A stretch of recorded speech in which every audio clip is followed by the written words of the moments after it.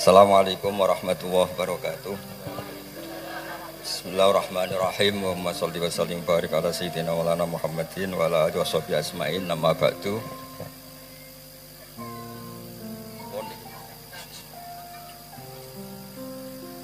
Nggih niki alhamdulillah jenengan matur nuwun kalian Mbah kula niki. Niki sing meksa kula dugi. Wonten Mbak Bat, wonten Mas Ismail, Mas Umar, Mbah Ndis meskipun boten rawuh sedanten alumni ingkang kula hormati. Iki ngaji rilek mawon nggih. Pokoke ngaji iku swarga. Dados di antara kebaikan Islam niku majlisul ilmi disebut Raudhatul Jannah. Dados Raudhatul Ulum niku mestine nggih Raudhatul napa? Jannah. Pertamanan swarga. Swarga iku kepenak. Kepenak iku mulane niki Mas kula Ismail, Mas Umar ora oleh kereng. Wong swarga kok ngamukan. Bojone ora oleh ngamuk, wong widadari kok ngamukan.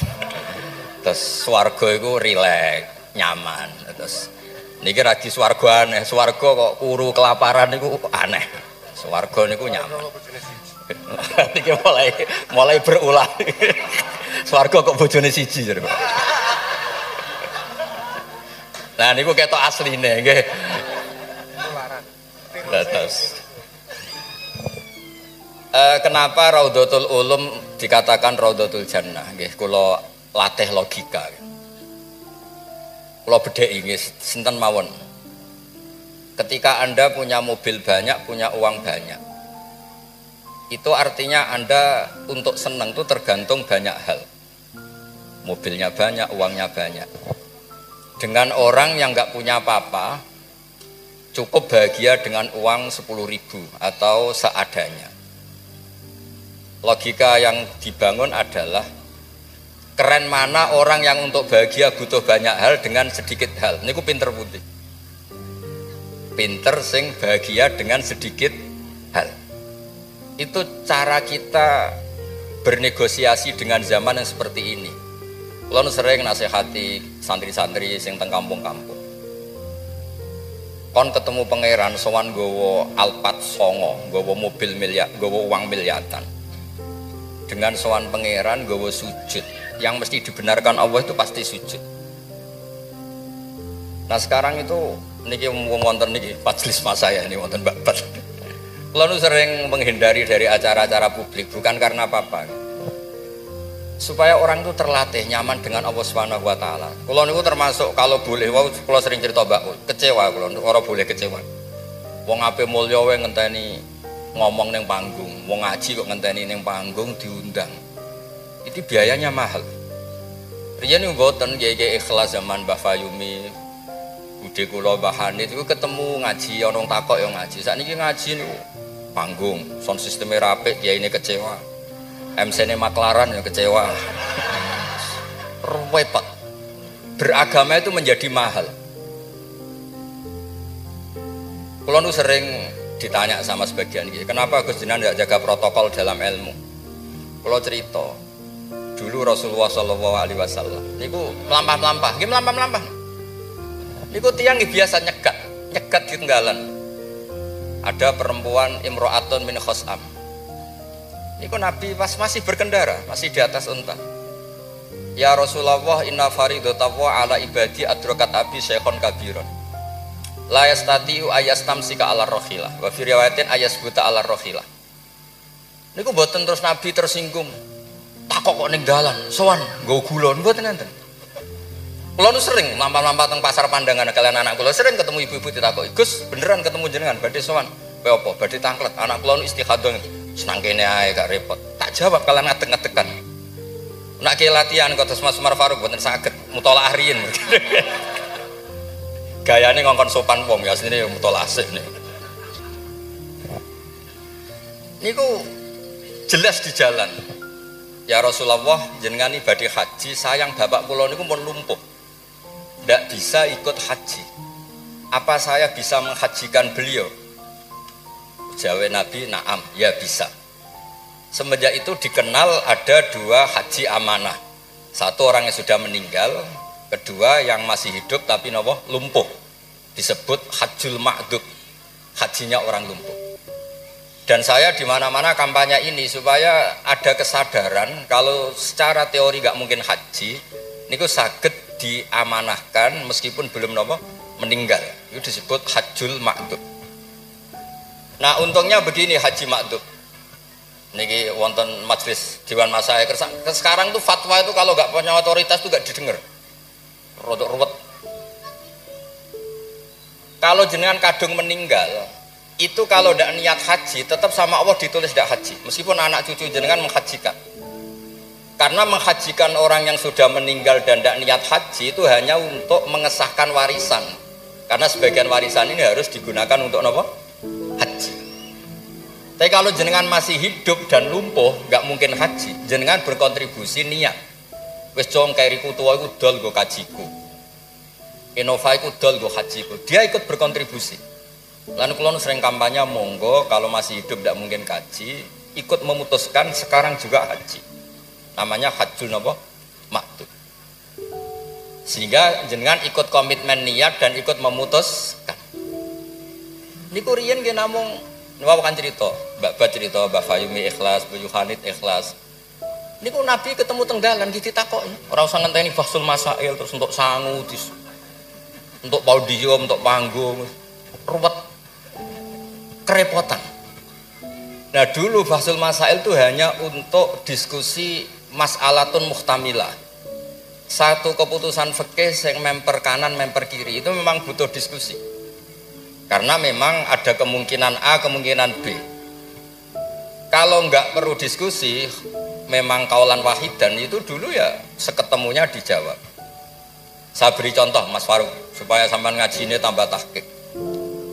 Misalnya begini. Saya ini kalau sama Gus Mail, Mas Mail, yang harus hormat siapa? Kalau menurut struktur keluarga kulo ini pernah nom. Tapi nak nggak struktur umur, ambek mau jadi pengurus besar mau jadi. Ya mbak sing hormat kulo. Lalu yang dipakai yang mana? Struktur umur, apa struktur keluarga, apa struktur alim? Karena kita pasti punya status di bab alim ini, di bab umur bagus ini. Terus sampean ketemu wong melarat. Wong melarat itu fadilah luar biasa. Wong sugih fadilah dermawannya biasa. Kalau dua orang ini ketemu yang harus hormat siapa? Sing melarat hormat wong sugih, wong sugih hormat wong melarat. Mboten saged nek jare bapak kula ngeten, ana wong melarat itu matur teng bapak. Enak udah di wong sugih. Poso ora usah kerja, setengok-tengok ning omah ngenteni maghrib. Nek wong melarat itu wis poso, macul, buruh. Repote koyo napa? Terus wonten wong sugih, sing jawab yang sugih. Enak wong melarat biasa ramangan.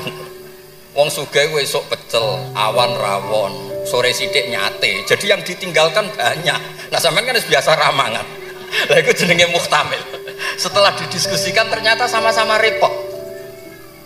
Nah itu yang perlu musyawarah Mas Faruk. Ada masalah sing muhtamilah. Karena memang kita tidak bisa menjawab dengan kaulan wahidan atau dengan al-mansus. Nah, dulu ini cerita dulu. Ada ibadah-ibadah yang mujma' alaih sah. Misalnya kita kalau sujud kan dilatih umirtu an asjuda ala sab'ati a'zumin. Al-jabha wal yaden wal rubbaten wal kodamen. Al-jabha 1, yaden 2, rubbaten 2, kodamen 2, berarti 7. Kalau Anda sujud melibatkan anggota 7 itu disepakati apa? Sah. Tapi ulama dulu zaman Imam Syafi'i, beliau zaman ngarang Al-Um itu sudah ngeper. Wa yahtamilu ayyasihas sujud bil jabhati faqat. Li anna nabiyya da'a fi sujudi sajata laka wajhi wa lam yadhkur al yaden war rubbaten wal qadamen. Bisa saja sujud itu cukup bil jabhah sudah cukup karena Nabi ketika berdoa hanya ngendikan sajata laka wajhi. Nabi tidak menyebut dua tangan, dua rubbaten, dua qadamen. Nah ini namanya muhtamil. Nah kiai-kiai kita, guru-guru kita, kados Kiai Fayumi, kados Mbah Hanid, niku nggak mau resiko. Kamu nyari yang mesti sah, niku melibatkan 7 apa? 7 anggota. Tapi untuk orang lain yang mungkin teng desa-desa terbelakang, kamu pakai kaul yang mungkin sah. Dan itu menjadi adat guru-guru kita. Kanggo awake dhewe disiplin, kanggo wong liya napa? Longgar. Karena kalau tidak begitu, kalau ilmu Anda tidak cukup pakai standar ideal, nanti orang desa-desa yang sujudnya angkrang-angkrang, Mbah. Terus dianggap buatan apa? Sah. Nah dianggap rasa terus modelnya rasolat. Nah itu cerita keilmuan sing nggak boleh enggak. Terus niki ampun jenengan iri, terus Mbah Uli Mbah kula, buyut kula niku gadah adik Mbah Mukhid niki abahe niki. Mbah Handi itu midoane ibu kula. Terus kula nak undang niki Mbah, undang niki Mas. Terus kula nu kalah tuwa. Terus didolimi. Ya anggere bangsa kalah tuwa niku didolimi. Soale dipek menangi dhewe nak ngundang niku mboten nggih jenenge Mbah. Awas nek ora teko. Faruk mboten ngefek alumni kados Mas Adam, Mas Wahid jare alumni sen mboten ngangkat. Mboten terdaftar teng Loh Mahfud. Tapi nak Mbah niki masyaallah. Mboten nate ngekeki undangan pokoke awas. Wingi ketemu kula teng Lasem. Wis mbok catet tanggale. Nggih memang isane Mbah niku ngamuk. Terus ceritane kunane kuno ngoten. Tetes berfikih, berislam, berfikih itu harus luas. Karena kalau tidak luas itu kita jadi yang repot. Misalnya ngeten, saya beri sekian contoh yang fikhun muhtamilun. Ada beberapa teori ya. Kan ada usul fikih, ada kaidah fikih, juga ada fikih mateng. Misalnya jihad. Jihad itu diterangkan di kitab I'anatul Talibin itu wajibnya karena apa? Fardul wasail lal maqasid. Untuk supaya kita tidak dihinakan musuh itu memang kita harus kuat. Dulu gak kebayang zaman Belanda datang ke kita kalau kita tidak jihad dengan makna angkat senjata. Tapi setelah era modern ada diskusi, ada dialog. Jihad seperti itu sudah enggak, tapi adu argumentasi. Sehingga kitab I'anah mengatakan fardul wasail itu tidak bisa menjadi hukum permanen kalau sudah hasolal maksud. Kalau Anda ingin mengangkat Islam, dulu itu ya karena musuhnya pakai senjata, kita pakai senjata. Kalau sekarang kan enggak, era modern ada diskusi, ada argumentasi. Masuknya di ayat qul falillahil hujjatul baligh. Allah itu selalu agamanya dibela logika yang mapan. Saya punya sekian contoh cerita tentang logika. Dulu awal-awal Rasulullah dakwah itu mengajak ila ilahin wahid. Kata orang-orang kafir, aja'alal alihata ilaha wahida inna hadza la syai'un ujab. Muhammad itu aneh, problem kita banyak, masalah kita banyak kok Tuhannya satu. Apa cukup untuk menyelesaikan problem kita?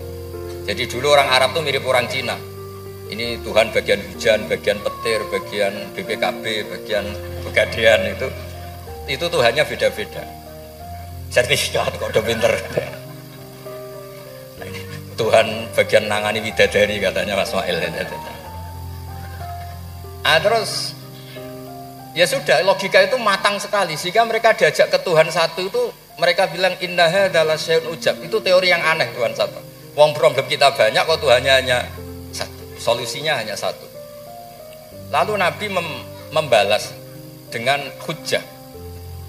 Kata Nabi, andaikan kamu jadi buruh, jadi pekerja, kemudian majikan kamu banyak, perintahnya beda-beda, dan yang kalau nggak dituruti marah.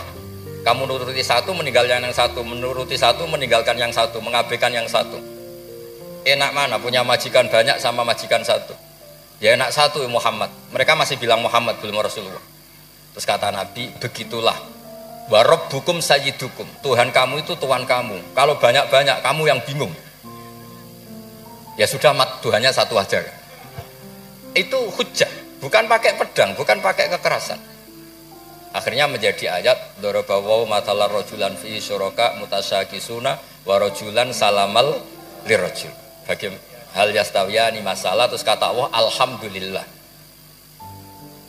Nah, sehingga kalau kita ngaji mu'in yang ngaji ana sehingga ngerti jihad itu wajibnya itu fardul wasail lal maqasid.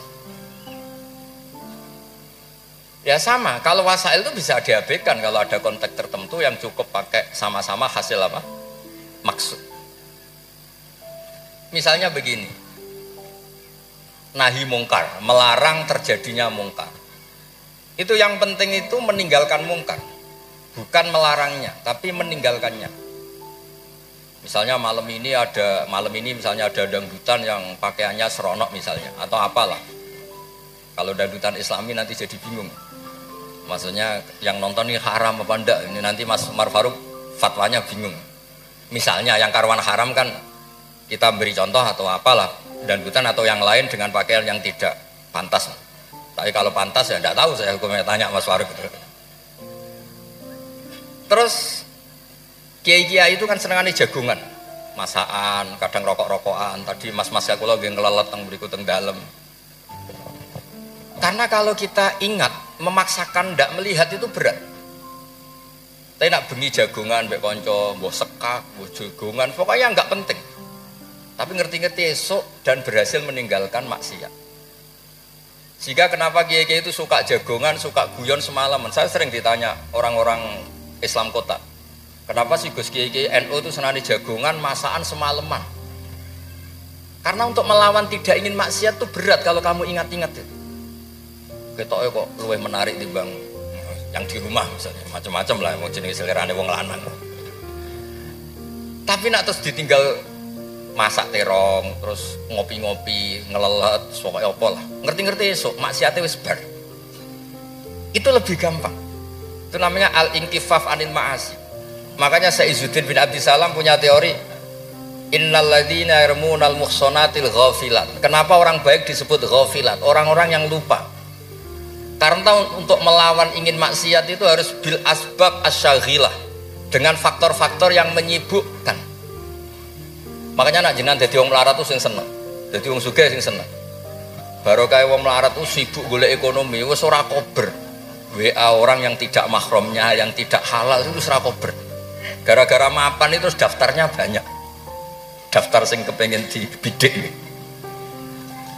Artinya anggap saja dalam kefikiran itu ada asbab, ada sebab sing dadekno sibuk tidak maksiat.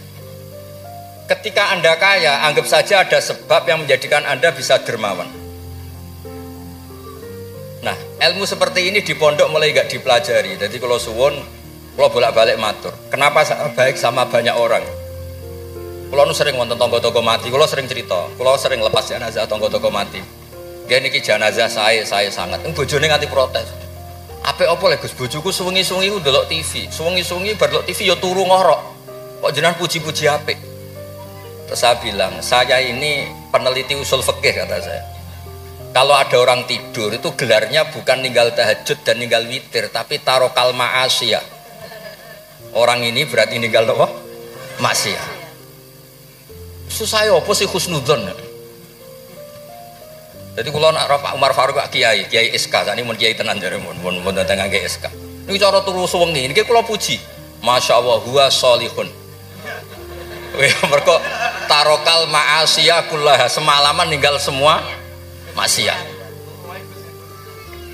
Mboten napa-napa. Karena hanya dengan cara logika usul fikih itu kamu tahu kualitas ayat wa min ayatihi manamukum billaili wan nahar. Tanpa ayat itu kamu tidak tahu, tanpa logika itu kamu tidak tahu. Wong ayate pangeran kok terima contohnya manamukum billail. Secara medis jelas kita butuh istirahat, sistem tubuh kita butuh jeda. Secara fikih barokatun naum niku tarkul mas. Lah kula kepengin niki Mas Umar, Mas Ismail dadi kiai nu kados kula. Punya pandangan yang luas sehingga menghormati yang lain tuh gampang. Ana wong turu jare wis gak tahajud, iku kiai apa? Ngeplok nak turu. Ya kiai tenan, wong ninggal maksiat ku top. Ninggal maksiat itu top. Terus turu ku ya penting. Maksudnya ki penting wis pancen ora ana gunane nggo turu apa. Wiridan nggih marangeran ora tertarik nek wiridamu menjaluk. Iku menawa malaikat Mikael nak wongku melek susah, mesti jaluk. Karena hubungannya mbek pangeran jaluk tok. Lho nek sing wiridan kula seneng muji pangeran. Subhanallah bihamdi adada khalqi wa ridha nafsi. Kula nu jarang njaluk pangeran. Wong kula umpama kerja setengah menit, njaluk gaji ku isin. Pantese njaluk gaji kerja 8 jam 1 bulan njaluk gaji. Ndonga ngene tok 2 menit. Ya Allah, aktine kadha wa kadha. Wong ra etika. Terus Boten maksud kula, kalau kita pakai ilmu itu semuanya menjadi mudah. Ya, kalau pakai ilmu itu semuanya menjadi apa? Mudah. Dulu para nabi-nabi dulu itu cara pandang itu pakai keilmuan. Dan itu yang disebut qul falillahil hujjatul baligh. Kula nu punya sekian cerita tentang logika-logika yang dibangun ulama. Ya kayak tadi misalnya sujud. Sujud itu 7 anggota harus terlibat. Itu mesti sah. Tapi nyatanya Nabi pernah sungkeman yang pangeran hanya ngendikan sajadalaka wajhi walam yazkur al yaden warubaten wal qadam. Terus kedua masalah murtad. Untuk menjadi murtad itu orang sujud ke selain Allah. Mosok saya murtad ngenteni 7 anggota tubuh. Sekedar watul jabhah ke selain Allah itu bisa berstatus apa? Murtad. Nah itu namanya fikih yang muhtamil. Tapi guru-guru kita meskipun bacaannya banyak tetap mengajari kita sujud yang tidak resiko. Gini ku pakai 7 apa? Anggota. Tapi jagani wong desa-desa sing mungkin lagi latihan Islam, cara ibadah buatan apa sempurna. Di kula cerita logika. Nabi Ibrahim alaihissalam, Nabi Musa, Nabi Isa. Niku kadang-kadang nyuwun sewu, saking senenge pangeran, niku pangeran yo diwarahi. Tapi mboten krana nglamak, mboten nggih saking senenge. Tapi barokahnya itu lahir fikih-fikih yang sekarang diwarisi umat Rasulullah sallallahu alaihi wasallam. Bapak kula nu sering nak didik kula ngenten. Kancanan wong fasik ku haram. Wong mare katut nakal. Tapi nak diwalik, bina wong fasik iku apik. Iso bina nak kancanan. Itu mulai senam tak baleni malih. Sampean kancanan wong fasik itu enggak boleh. Nanti ketularan apa? Fasik. Tapi kalau bina orang fasik boleh enggak? Bina loh. Boleh kan? Bisa sunat, bisa wajib. Tapi kok iso bina nak kancanan. Meskipun agak berjudi sing katut sapa? Nah, sing katut apa sing soleh dadi fasik, apa sing fasik dadi soleh. Nah seperti itu muhtamilun, karena kita mau hukumi sunat jebule sing soleh dadi fasik, ngukumi haram ternyata banyak dari pertemanan ini sing fasik dadi soleh. Ada hal-hal yang kita tidak perlu ngambil keputusan karena ini nanti diuji di lapangan. Sebab itu Nabi itu nggak pernah ngambil kesimpulan baku di hal-hal yang sifatnya apa? Sosial. Ayat fa'fu anhum wasfah ya banyak, ayat tegas ya banyak. Ayat setengah tegas, setengah enggak tegas ya banyak. Karena di bab-bab sosial itu ada muktadul hal, ada kondisional. Nah ini yang masalah-masalah sing wow didawakan Mbak Fayumi, Mbak Hanit itu seneng ilmu. Nggih sejarah agak unik tentang keluarga kula. Ibu kula namanya Yohanit. Yohanit itu nama ibunya Nabi Musa. Kebetulan punya mbak minduan namanya Yohanit juga mondok. Mondok teng Joso terus mulai niku disenengi Mbah kula. Terus rabi terus Mbak Ul buyut kula. Terus badhe Mbah Mukhid wafat angsal Mbah Fayumi. Terus Mbah Hanit riyen nak cerita kula, aku di bojo loro iku ahli falak kabeh. Riyen Mbah Mukhid enggak ahli falak, Mbah Fayumi ahli falak. Modele anake bebo ora krungu nak diceritani alime bapake. Mergo wedi kon niru. Kula roh kelakuane Gus-gus kula roh hafal. Jadi agar diceritani alime abahe iku bebo tawadhu, bebo mereka nak kon niru apa tadi. Terus kalau suwun lah di bab-bab tertentu itu baca itu harus baca. Kalau gak ada kitab namanya Khilyatul Auliya. Niki cerita terakhir kula. Wonten orang tabiin itu alim alama. Mimman yutawassalu bihi, orang yang termasuk dipakai wasilah saking soleh. Namanya Muhammad bin Munkadir. Niku muridnya Jabir bin Abdillah. Niku nak wonten tiang fasik mati. Tiang fasik mati misalnya nyuwun sewu ana wong kok mati oplosan niku kesusu nyolati. Padahal mainstream ahli fikih saat itu kalau ada orang fasik meninggal sebaiknya yang sholat jangan banyak-banyak. Mau nggo syarat gugoro fardhu napa? Kifayah. Saya ulang lagi, mainstream fatwa saat itu nak ana wong fasik mati sing sholat aja akeh-akeh. Mau nggo syarat gugoro fardhu napa? Kifayah. Nanti kalau semuanya ikut mensolati dikira gak ada bedanya orang soleh dan orang napa? Fasik. Tapi Muhammad bin Munkadir itu orang yang kesusu teko. Ditanya, "Lima datu sholli ala hadal fasik?" Kenapa engkau begitu seneng, begitu semangat nyolati wong fasik itu? Jawabannya unik, di luar dugaan banyak orang. Kalau apal jawaban itu. Inni astahyi minallah ayya'lama minni anna qudratahu ta'jizu an ahadin min khalqih. Itu yang dipakai Kiai Jawa. Aku iku isin mbek pangeran. Nak delok wong fasik kemudian Allah melihat hati saya seakan-akan Allah itu pasti tidak maafkan dia. Jadi intinya beliau datang itu sebagai kepastian tauhid beliau sendiri bahwa maghfiratuhu wasi'at kullasy wa rahmatuhu ammat kullasy. Lagi NU Kiai Jawa gitu, ketemu wong fasik ya tidak mau saja sekarang fasik nanti soleh. Yang sekarang soleh ya naudzubillah min dzalik saja suatu saat tidak soleh. Wong barang sosial ora mesti kabeh.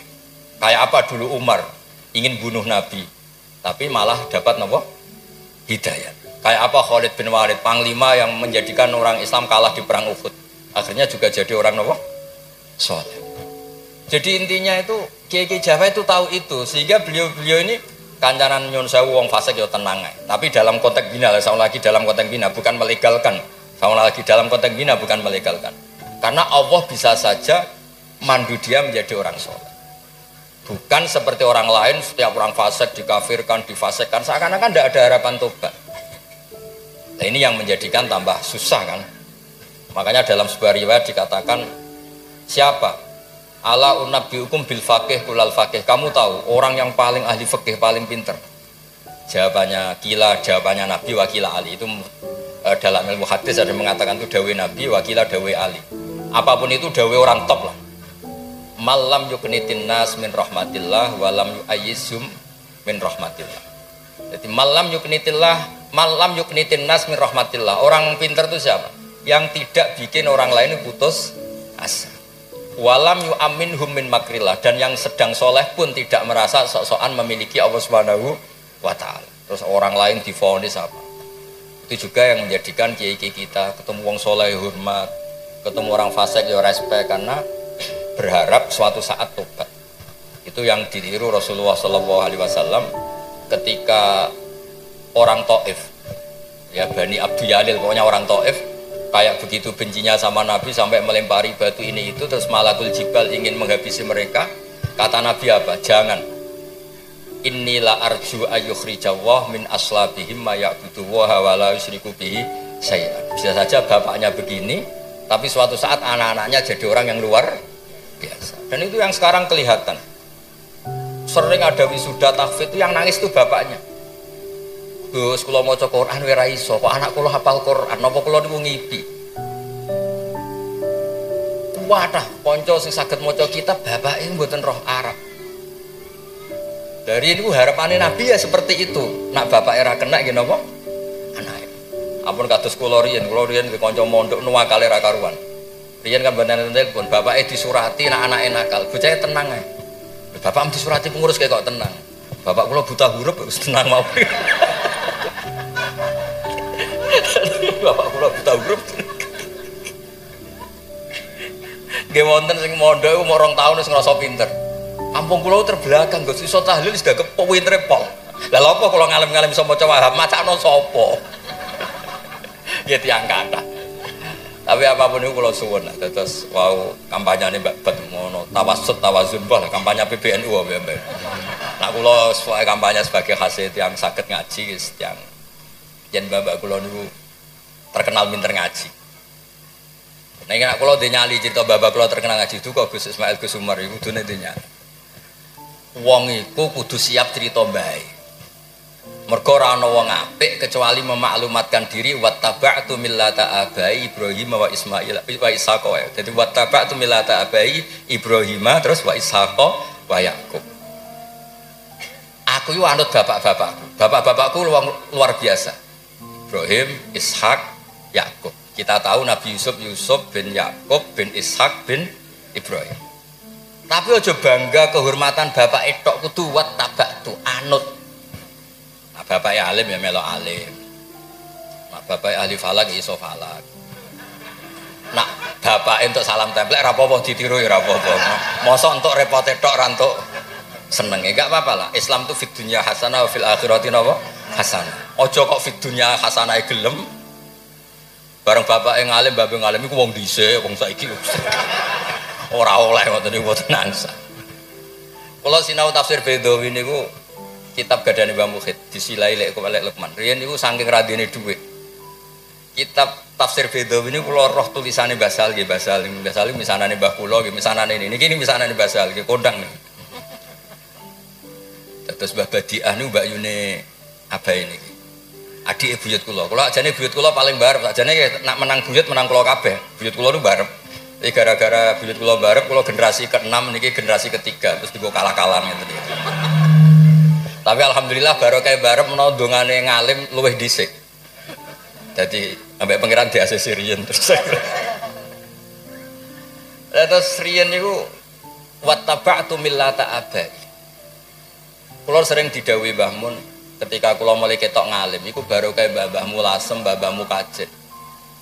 Mergo Allah ora ndadekno generasi tok, kecuali Allah nyebut Mbah Baisik.